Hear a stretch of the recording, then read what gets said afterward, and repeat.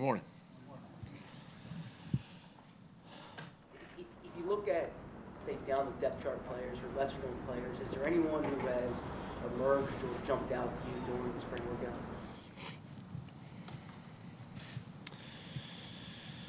I went into this offseason wanting to look at a lot of our younger players, obviously from a year ago. I think guys like Rashard Davis and Greg Ward come to mind, Shelton Gibson come to mind, that have had really good springs. Even on the defensive side, Rasul Douglas, who played some last year, but has really sort of emerged himself this spring, has done a really nice job. You look at some of the draft picks. Dallas obviously is going to be a nice fit for us, as a tight end.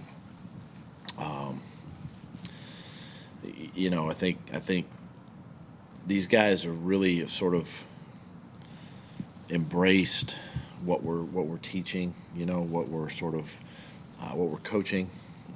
They have to get used to it. It's a little different for a lot of these guys. I'm thinking of even Shatu, who came back from an injury a year ago, has had a really nice spring. So, going into camp, we're in a good spot with a lot of our younger players, and it'll be interesting when we again put the pads on. When you draft a guy like Shelton, coming from a very simple, uncomplicated offense like West Virginia runs, do you almost kind of accept the fact that his rookie year is going to be an extremely learning year for him? I don't think you want to sort of just rest on that and just accept it, but at the same time you have to understand what he's coming from and maybe the amount of football, knowledge or IQ or whatever it might be that a player has. And it's our job as coaches to get them caught up, to teach, to prepare them, for moments like going into their second season, where they can really begin to make some strides and kind of solidify themselves, for a potential roster spot. It adds a lot of great competition, obviously, and Shelton is one of the guys that has done a really good job in kind of embracing his role and embracing the competition. This spring you've had a couple new receivers come in and they're building a rapport with Nick, but how difficult is that going to be if Nick isn't the guy who ends up being the quarterback at the start of the season and they have to kind of start all over again? Well, I think as Carson gets stronger and we're able to give him more reps as we go, particularly in training camp, 7-on-7s, things like that, we can continue to. Go back to my first year where we were trying to get all three guys equal amount of reps going through the first couple of weeks of training camp. It's going to be maybe the same type of thing where Nick, Carson are working with the ones, working with the starters. So we're not losing a lot of that valuable time.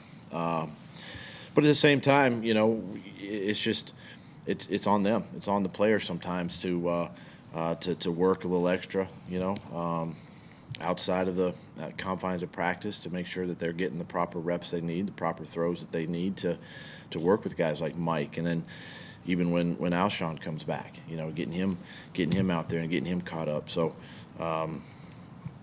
it can be a challenge, but I'm definitely not going to worry too much about it as we go. Still a long time before we play. Doug, I'm sorry, we haven't seen Brandon Graham and Tim Jernigan out in the field because I assume they're rehabbing indoors. What's their progress been, and what do you expect from them when training camp starts? Yeah, both guys are progressing nicely. It's another one.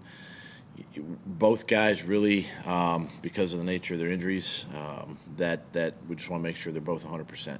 Quite honestly. So, they'll be monitored going into training camp and even throughout the practices to make sure that they're ready when the time comes to step on the field. How about Alshon? What's the timeline layout for him? Yeah, same thing. We're still progressing. He's doing nice with his rehab, getting stronger every day. Camp's going to be real important. These really for these three guys we're talking about. Even these next 5 weeks are going to be important through their rehab leading up to camp. But again, go back to last year and what we did with him, with a lot of the rest and getting him ready, for the season, as we keep monitoring, keep progressing, keep sort of inching, towards opening day. Doug, how much different has this off-season been, and how do you think guys have handled it? You okay? Sounds like my tooth. God, you got a pencil shoved in his mouth. a little distracting. He shoved somewhere else. Yeah. Yeah. Did you ask the question? Yeah, I was. Sorry. How much different has this offseason been, and how do you think, as you wrap up this camp, that guys have handled it? Well, it's different from the standpoint that, obviously you're coming off a long season, a championship season, and it's exciting, to be around the team, around the guys. The other thing about it is the guys have really handled it extremely well, from the participation, and to have everybody at one time or another be here, in the off season, and now have everybody here this week. It just shows the commitment the guys have. They understand, what we did last year. We get a chance to celebrate that again tonight, and it's going to be exciting to be around, that team again. But at the same time, I want them to remember, but we also are moving forward. We're moving towards 2018. I really think they've handled this offseason with minimal distractions extremely well. You mentioned, how the young players have done this spring and everything, but what about like a veteran guy like Malcolm? I mean, with everything he's got going on and stuff, just like how he spent the spring kind of preparing for the season, especially coming off the Super Bowl.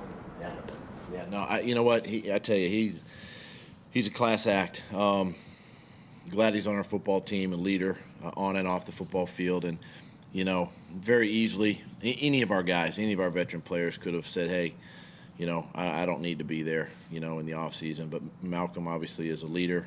He was here, been here the whole time, and it's just it's a credit to him, his devotion to the team, to the organization, and his willingness and his want to win and continue the success that we've had.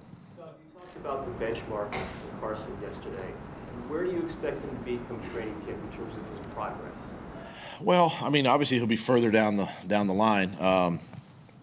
We still have, roughly July. We're into June, July, August, 2.5, 3 months, before we get to that bridge. But again, it just falls back to our medical staff being on the same page with them, and making sure that he's 100%.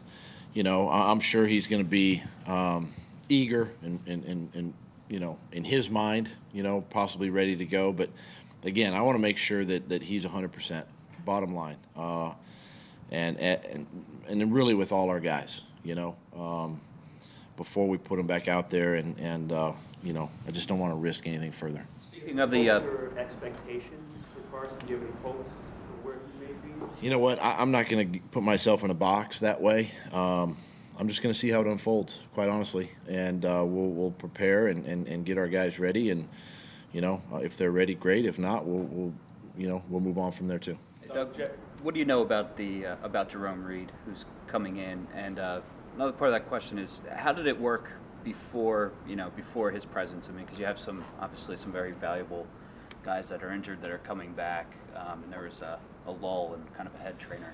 Yeah, it was really it was great for Joe Opella, who's been here, and chance for him to really embrace, leading that room, that training room down there, and working with our docs and working with our team. And guys have a lot of respect for him, and at the same time, we've had a lot of good conversations, a lot of great good athletic trainers that have been in here, and Jerome's a guy that really stood out to us, had a great conversation with him. And for me, it's just about, the medical side. I'm not a doctor or anything like that, and I've never taped an ankle in my life. So I really, that part is great. But I want the relationship part, how did he and I interact, and sort of a partnership there, and the communication. And those are the things that stood out with me when I had a chance to visit with them. And, he's going to work extremely well with our guys. And it's, maybe we're a little bit further down the road than we'd like to be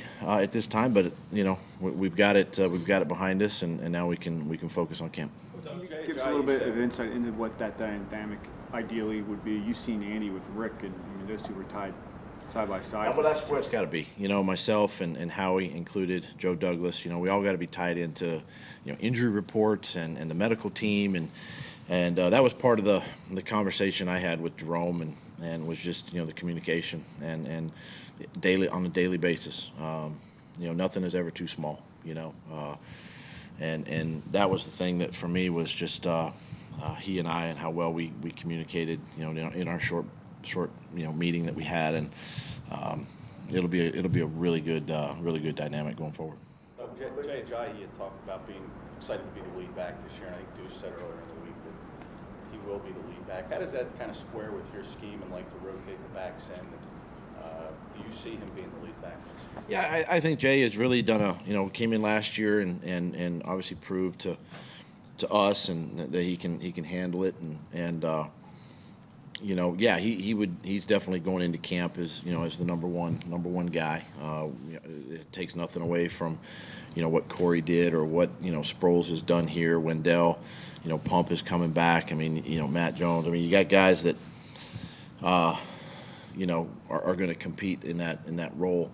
I don't think though that from a scheme standpoint, it's gonna change much with a rotating running back room like we had last year, with Garrett and Jay and Corey. I think there's a time and a place for that. Each game is a little bit different, and so I'm excited about that. I'm excited where Corey is right now, the spring that he's had, and even getting Wendell back out there. So it's gonna be good. Camp is going to be exciting, with that running back room. Doug, it's that time of year, obviously. Yes, it is. Veteran players know it, but what's your message to the younger guys in this lull? The message from me to them and really to the whole team was about sacrifice. What are you willing to give up between now and camp to prove that we can make another run. Again, nothing's ever handed to us. We have to go earn it. We faced adversity. The team was very resilient last year. But what are you willing to give up individually, between now and camp, to help this football team get back to that, championship game again? Things aren't going to be handed to us. The target got a little bit bigger on our backs, and we embrace that. And, moving forward, we're going to, that's going to be our challenge. That's going to be our motivation. And, again, looking forward to camp. We still have tackle periods. How much do you want guys to work out over this 5-week lull versus? Well, they got to continue to do something. Our strength conditioning guys, Josh Hinkst and his team, they put together a booklet for the guys and give them a chance to have a summer workout program. They need to do something, obviously, because when we get in, we pretty much hit the ground running. So with maintaining their weight, maintaining their physicality a little bit in the weight room. So they need to take some time, obviously, and enjoy it. But at the same time, as we get closer to camp, they got to get back in the weight room and maintain their strength. Will you still have tackle periods in camp? I will. Yeah. Yeah, I will. Yeah. Thanks, guys. Thanks, Doug.